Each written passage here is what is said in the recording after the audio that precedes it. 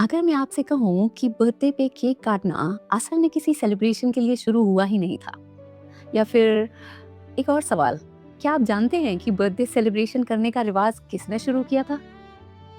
आज हम इस दिन का बेसब्री से इंतजार करते हैं, लेकिन इसकी कहानी हजारों साल पुरानी है। पुराने जमाने में लोग मानते थे कि जिस दिन आप पैदा हुए थे, उस दिन आपकी जिंदगी बहुत नाजुक होती थी।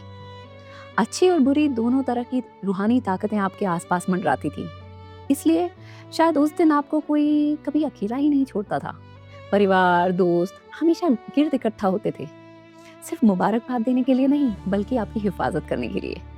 और फिर एंशिएंट इजिप्ट में एक और रिवाज बना। वहाँ फेरो का असली बर्थडे इतना अहम नहीं होता था, लेकिन जिस दिन वो ताज पहनते थे, उस दिन उनका नया जन्म माना जाता था, एक इंसान से देवता बनने का दिन। और बाद में ग्रीक्स ने आर्टेमिस, चांद की देवी के लिए गोल केक बनाना शुरू किए। केक चांद की तरह गोल होते थे और उस पर जल्दी मोमबत्तियां लगाई जाती थी ताकि वो चांद की रोशनी इमिटेट करे। लोग मानते थे कि उन मोमबत्तियों का धुआं उनकी दुआओं को आसमान तक पहुंचाएगा।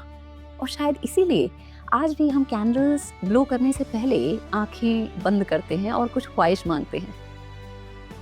फिर कई सदियों तक क्रिश्चियनिटी ने बर्थडेज को पेगन रिवाज समझकर पसंद नहीं किया, लेकिन वक्त बदला। जर्मनी ने बच्चों के बर्थडेज को एक नया रूप दिया, किंडरफेस्ट, केक्स, कैंडल्स और हर साल एक एक्स्ट्रा कैंडल, लंबी जिंदगी की दुआ करने के लिए।